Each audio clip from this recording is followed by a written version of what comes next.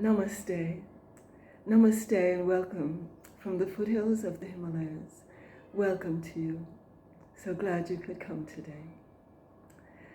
Today we want to speak about ideal relationships.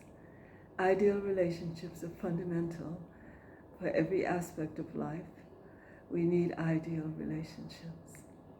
And what are ideal relationships really based on? We just think about it for a moment. Ideal relationships are really based on giving.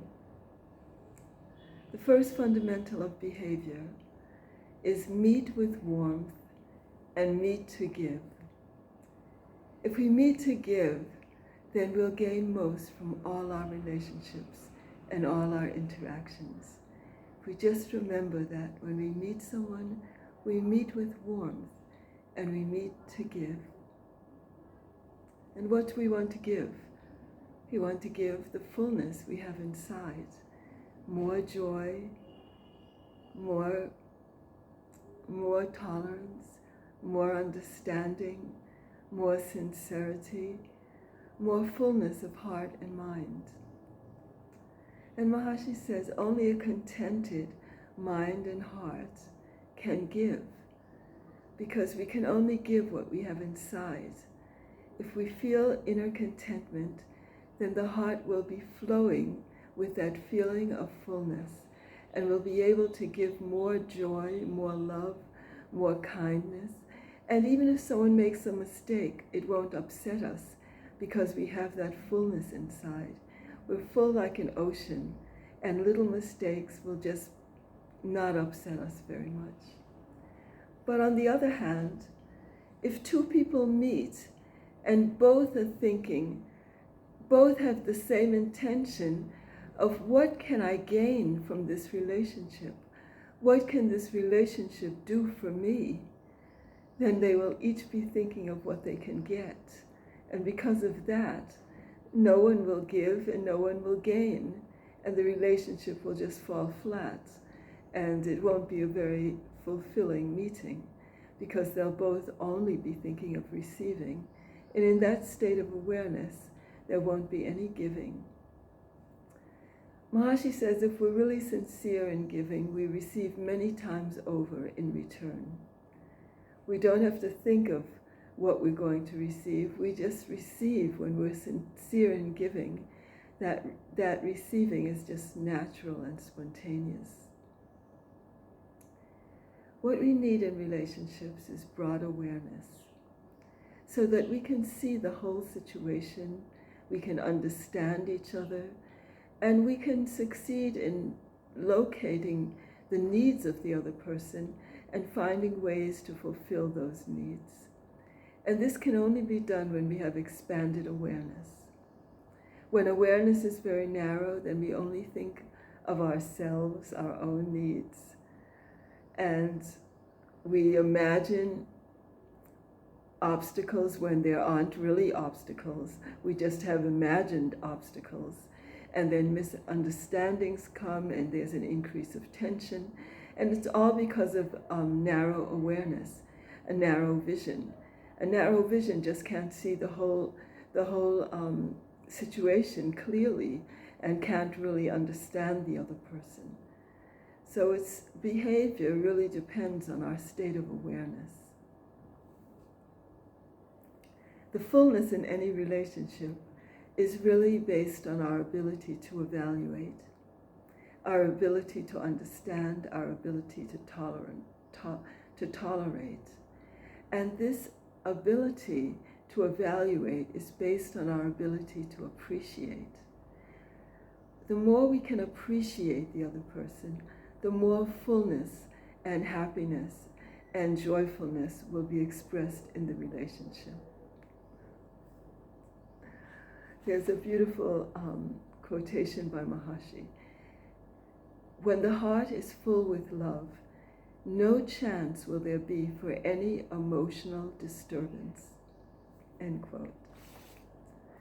And Maharishi says, and I quote, when we want to increase friendship, we don't have to talk. Feel a warm feeling inside.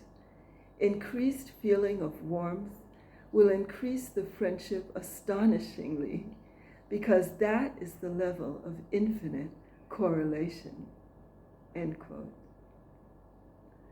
So we don't always have to speak so much, but we can just have that feeling of warmth, the feeling of wanting to give. And we can just find that the relationship blossoms just from that level of inner understanding and inner appreciation. There's another quotation from Maharishi. So if you want to love someone closely, then begin to appreciate his right doings more than his wrongdoings, end quote. We know this old saying from it's like a proverb: beauty lies in the eyes of the beholder. And that means that what we can see determines what we will be able to evaluate, appreciate, and understand in every relationship. It really depends on the color glasses we are wearing. If we're wearing red glasses, everything we see looks red. And if we're wearing green glasses, everything we see looks green. Whereas if we develop our consciousness, we develop our awareness, and we gain broadened awareness, then we're able to see clearly the situation that unfolds in every relationship. And we're able to appreciate our friends in a deeper way. We're able to see the deeper qualities that they have. And we don't always look at their faults. We're able to look at their strengths. And the quality and strength of the relationship really depends on the quality and the strength of each individual in the relationship. It's what they bring to the relationship that determines the quality and strength of the relationship as a whole. So if we really want to have fulfilling and joyful and really successful relationships, we have to find a way of developing more fullness within. Because it's only a heart that's overflowing with love that can really spread love and joy into the surroundings. If the heart is cramped, if we're feeling strained, if we're feeling tension inside, if our vision is narrow, then we'll only be able to radiate that extent of fullness into the environment. If we're not feeling good inside, how can we radiate good feelings and a feeling of love and softness and joyfulness? We have to develop the fullness of heart and mind so that we can spread the values of fullness, joyfulness, contentment, softness, understanding, tolerance, mutual tolerance into our environment and uplift the surroundings through our relationships. So it's really maximum giving is really based on maximum being. The more we have inside, the more we can give. And the more we can give, the more we can gain in every relationship. Maharishi actually says, there is no difficulty that enough love will not conquer, no disease that enough love will not heal. And there's another beautiful quotation by Maharishi, which I wanted to share with you. And I quote, "We are not responding to this instant if we are judging any aspect of it. The ego looks for what to criticize. This always involves comparing with the past. But love looks upon the world peacefully and accepts. The ego searches for shortcomings and weaknesses.